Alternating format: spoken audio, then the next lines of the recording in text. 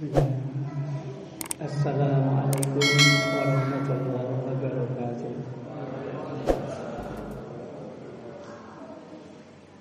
Alhamdulillahirabbil alamin. Wa bihi nasta'inu ala umuri dunya waddin. Asyhadu an la ilaha illallah al-malikul haqqul mubin. Wa asyhadu anna Muhammadan abduhu wa rasuluh as-sadiqul wa'dil amin. Allahumma salli wa sallim wa barik ala Muhammadin wa ala alihi wa ashabihi ajma'in. Bapak Ibu jamaah salat Isya dan salat tarawih yang berbahagia rahimakumullah. Alhamdulillah, karena nikmat dari Allah yang tiada terkira, sehingga kita bisa menggerakkan jiwa dan raga kita untuk mengikuti segala perintahnya, menjauhi segala larangannya, hingga sampai hari yang ke-22. Insya Allah kita berharap Allah menetapkan dalam hati kita ketaatan ini senantiasa ada sampai nanti kita dipanggil untuk menghadapnya. Allahumma amin. Hadirin yang berbahagia, pada pertemuan-pertemuan berikutnya kita akan membahas tentang hakikat puasa. Yang kemarin sudah kita bahas 3 hakikat puasa. Yang pertama, puasa adalah perintah untuk tidak melakukan. Yang kedua, puasa adalah menahan untuk bisa lebih menikmati atau mendapatkan yang lebih. Yang ketiga, puasa adalah menyakiti untuk menguatkan.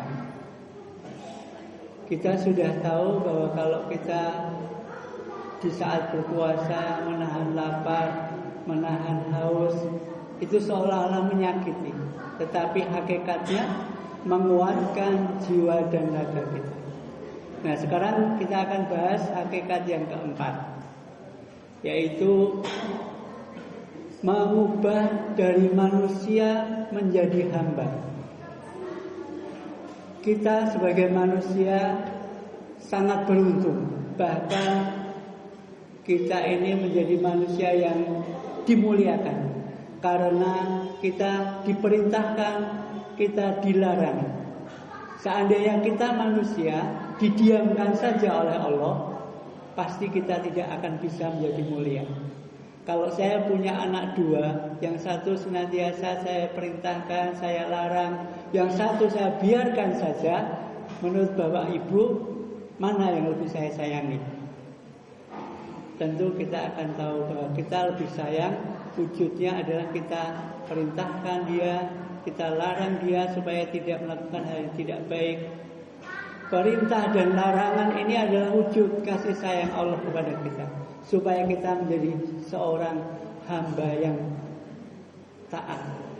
Karena memang tugas kita manusia adalah menghamba. Manusia hakikatnya adalah memiliki tugas yang sangat mulia.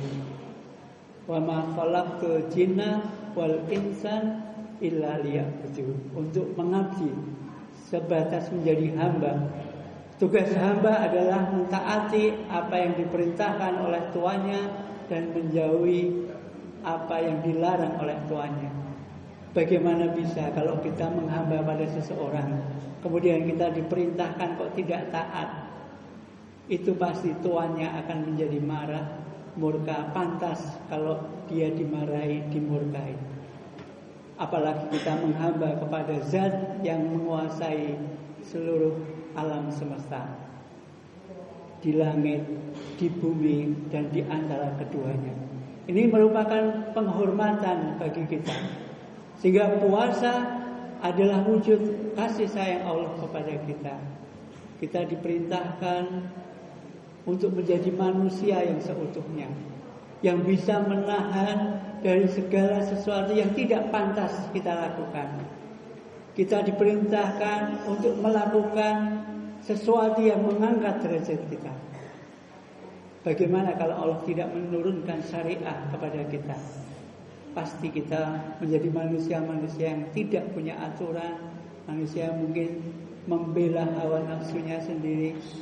Sangat beruntung kita. Maka kalau Allah mengatakan qad aflahal mu'minun, sungguh beruntunglah orang-orang yang beriman, yang senantiasa mentaati perintah Allah, menjalankan sholat, menunaikan zakat, menjaga kemaluannya, menjaga dari perbuatan yang tidak berguna, kecuali kepada apa yang telah Allah karuniakan kepada kita.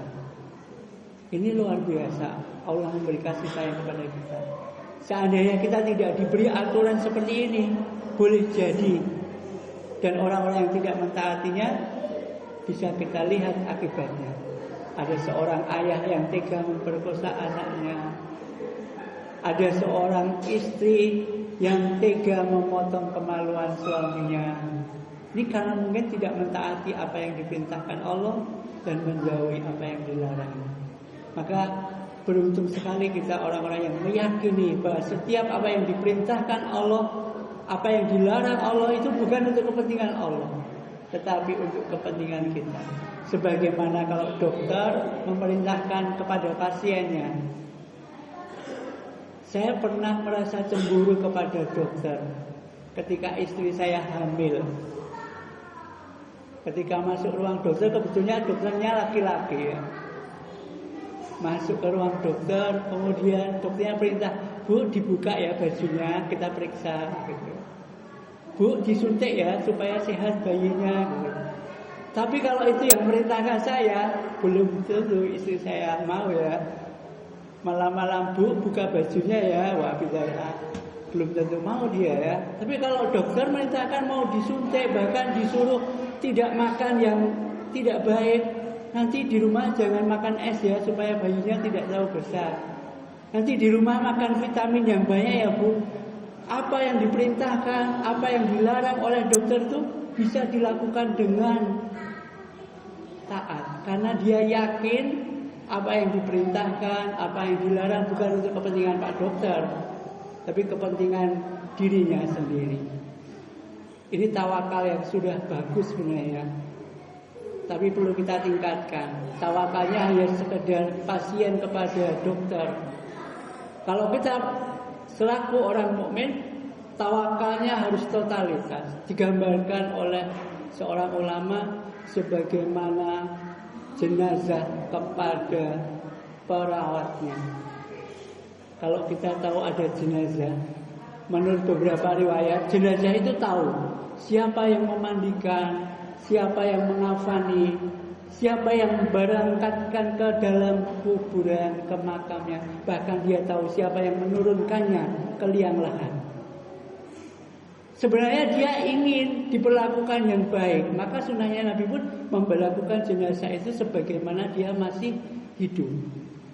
Tetapi dia tidak berdaya sama sekali. Seandainya toh jenazah itu dibuang di pinggir kalen atau bahkan dimutilasi, tidak akan punya kekuatan apa-apa.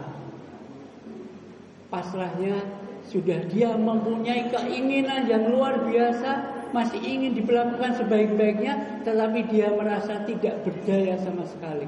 Itulah harusnya tawakal kita kepada Allah Subhanahu wa ta'ala. Kita punya keinginan dalam hidup ini, kita punya cita-cita, tetapi Allah juga punya kehendak. Dan kehendak kita harus taat, harus kita tawakalkan kepada kehendak Allah. Inilah tawakal yang tertinggi. Sehingga kalau kita sudah totalitas seperti ini, pantas kalau seorang muslim itu mengucapkan la haula wala quwata illa billahil aliyyil azim. Kadang-kadang kita merasa sombong karena punya kekuatan, kita merasa hebat karena punya ilmu. Kadang-kadang kita berkuasa yang besar sekali sehingga kita berlaku sewenang-wenang. Tetapi Allah menunjukkan yang luar biasa dari ibadah puasa kita. Sehebat apapun manusia, tapi kalau tidak makan ya lemes juga. Itu artinya manusia itu didudukkan pada hamba yang sebenar-benarnya. Ia tidak punya kekuatan apa-apa hakikatnya, kecuali Allah memberikan kekuatan, kecuali Allah mengizinkan apa yang ia kehendaki, apa yang ia lakukan. Maka puncaknya tawakal, la haula wala quwata illa billahil aliyyil azim. Inilah yang ingin diajarkan Allah kepada kita ketika kita berpuasa. Insya Allah kalau kita seperti ini, kita tidak perlu takut lagi akan kekurangan, akan beras yang naik, harga telur yang melonjak, ayam juga melonjak juga. Tidak perlu khawatir karena Allah menjamin kebutuhan kita akan tercukupi. Wa may yatawakkal 'alallah fa huwa hasbuh. Dalam surah At-Tolak, siapa yang berserah diri kepada Allah, sebagaimana tadi saya ungkapkan, maka Allah akan mencukupkan apa yang ia butuhkan. Hadirin yang berbahagia, insya Allah dengan puasa ini kita diberi pelajaran yang paling hebat, menjadikan kita manusia menjadi hamba yang paling mulia di sisi Allah. Inna akramakum indallahi atqakum. Sehingga puasa tujuan akhirnya adalah la'allakum tattaqun, menjadikan kita manusia biasa menjadi hamba. Inilah hakikat dari puasa yang sebenarnya. Insya Allah kalau kita lakukan pada akhir puasa, kita pantas menyandang orang yang mendapatkan kemenangan, karena kita bisa menyadari hakikat kita, posisi kita, bahkan kita bisa berserah diri sepenuhnya hanya kepada Allah Subhanahu wa ta'ala. Baik apa itu yang diperintahkan maupun apa yang dilarang senantiasa kita taati. Insya Allah ini yang menjadikan derajat kita menjadi derajat yang paling tinggi, dan kita pantas jika mendapatkan ucapan minal aizin wal faizin. Ja'alanallahu wa iyyakum minal aizin wal faizin. Taqabbalallahu minna wa minkum. Assalamualaikum warahmatullahi wabarakatuh. As-salatu